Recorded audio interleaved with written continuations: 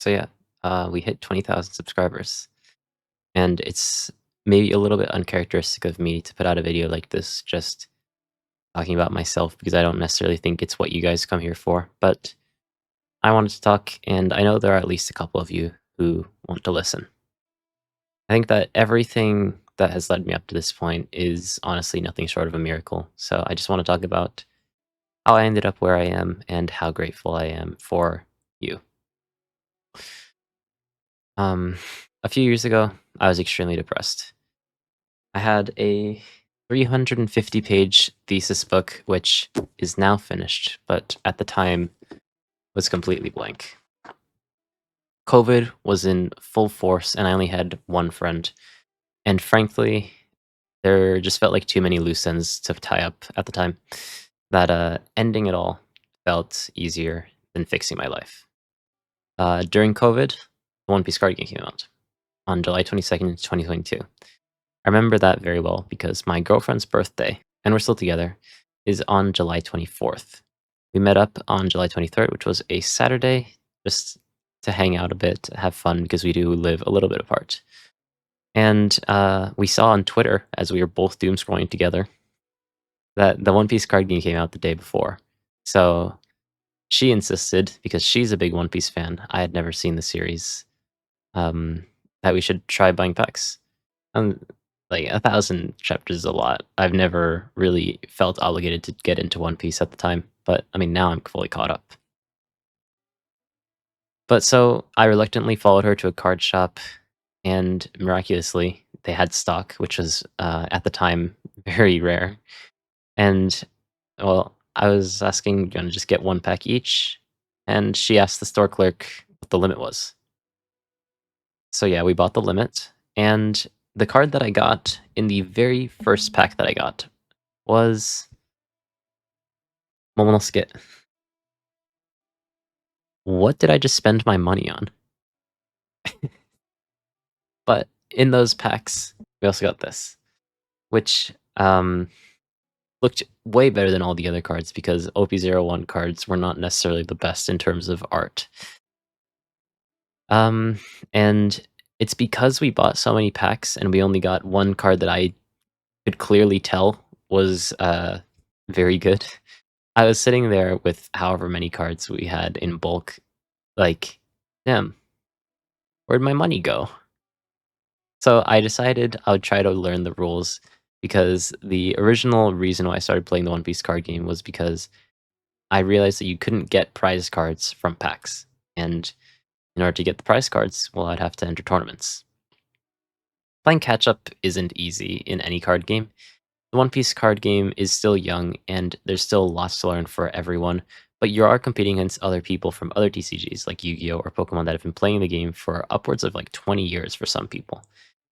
It's really hard to compete with some of the ingrained logic in some of these players, and I felt like I was at a massive disadvantage at the start, and so I just tried my best to learn everything I possibly could and meet up with as many players who, at least on Twitter, were somewhat prolific in the One Piece card game scene. Usually they were old Zenonzard players or old Yu-Gi-Oh players. Try to find out what they're thinking, what logic is behind their deck building and their plays, and learn from there. And this is all still while I was in university and trying to graduate. And One Piece was just a way for me to forget a little bit about the nightmares of life. It was honestly a bad thing for me because I'd be spending money on cards and I wouldn't be spending time on my thesis. And without this, I can't get out of university. And I don't know even what I was really thinking at the time playing a card game like this, going to tournaments when I had such big obligations. But at the time, it felt like the only thing I could do because I felt trapped. Like I couldn't do the thing I was supposed to do, or more maybe that I was afraid to do so. And it was kind of out of this fear that I wouldn't be able to amount to anything that I started writing articles. I would write articles for free. At some point, I was able to write them paid, and I have Cross AI to thank for that, letting me write on his Patreon for a little while. And it gave me a sense of escape that what I was doing wasn't pointless. because there were some people at the very least that wanted to listen or read, I guess, what I wanted to say. And at the time, it felt great, but I always really wanted to do YouTube. Ever since I was a kid, I've wanted to make like Minecraft redstone tutorials despite not being able to do redstone at all. I just enjoyed talking to people, but I was afraid to. But I promised to myself that if or when I could get out of university, then I would start my YouTube channel. And that was part of the driving force for how I was able to get through my entire thesis. Over the course of several excruciating months, I was still playing the card game, which was definitely against my better judgment, but also working through my thesis, and eventually I was able to complete it. I was able to give a good presentation to the point that they submitted my book to the university's library, which was a huge honor at the time and is still by far my biggest achievement. My second biggest achievement in life is hitting 20,000 subscribers on YouTube. When I made my first YouTube video, it was the guide on how to go for lethal. First of all, I would never make a thumbnail or title like that nowadays.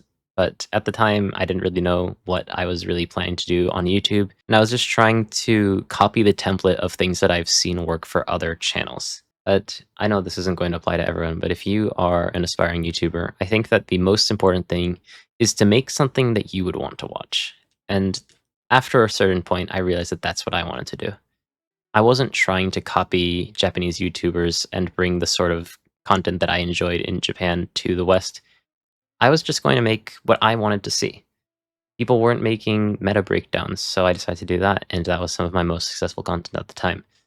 People weren't really making fundamental content, and it was maybe because the game was very young at the time, so I decided to do that. And you guys resonated with it.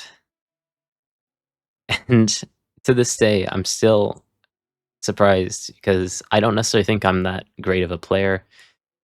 I don't necessarily think that I'm very good at talking. Even when I'm editing my videos, I'm like, that's not a sentence, but people get the point, I guess. But you guys resonated with it.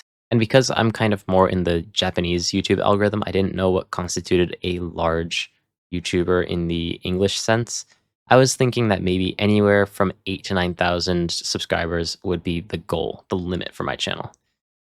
And now we're at 20,000. I don't know how much higher the channel can go, but I just want to say thank you.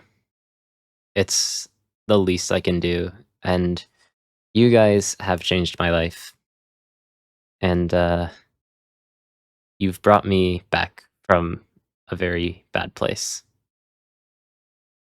In Japan, we have yakudoshi. They're 3 times in your life if you're a boy, and 4 times in your life if you're a girl. Society moment, where you have 3 years straight of bad luck. And this year currently, 2025, is the 3rd year of bad luck in my first yakudoshi. But the thing with yakudoshi in Japan is that sometimes it ends up being the best years of your life because it's not necessarily fate. They're not years that you're doomed or destined to fail in. They're years that you will fail in if you don't try hard. And my first year of yakudoshi, one of the worst years of my life, I didn't try hard. And second and third years, I don't think I've ever tried harder in my life, but I've also never been rewarded as much as I have. This video is coming out on what is likely going to be August 16th, your time. And my channel was created on August 20th last year. So in the span of 300 and so in a little bit less than a year, I went from basically the pits of despair to being here with thousands of people who I've never met, thousands of people who I may never meet, all supporting me. I never actually thought that I would say this, but I don't even think anyone's ever asked, as far as I can tell. Why is my name iKailaKai? I was born a woman. No, I'm sorry. I didn't want to make this video too serious, but I wasn't. Um, but the truth is that I wish I was. Um, Basically, as long as I can remember, I've always wanted to be pretty. I've always wanted to be cute and wear the pretty things that the girls around me wore. And um, for a time, I've thought that meant that I was meant to be a girl. And so I, for a very brief period of time, to be fair, had people call me Kyla because that's how I preferred to be called. I enjoyed the way that it sounded. It felt made me feel happy. And for a time, I was perfectly fine with that. And honestly, to this day, if you were to call me Kyla, I'd still be equally as happy. But I realized that gender isn't binary in the fact that boys have to be masculine and girls have to be feminine. You can be an effeminate guy, and you can also be a masculine woman. Actually, some of the coolest people I know are just very masculine women. My girlfriend, for example, was a multi-time judo champion when she was younger. But it was through this realization that I didn't have to choose to change who I was to still be the thing that I wanted to be. I could still be Kai and be cute when I wanted to, effeminate when I wanted to, but still be a guy. I could also be cool is probably not the right word, but masculine when I wanted to as well. We as humans are very flexible, and that's the reason why I decided that I'm not Kai, I'm not Kyla, I am iKailaKai. And that's where the name came from. Thank you for your support up until now. Thank you for your support from now on. I'll see you guys next time. Bye bye.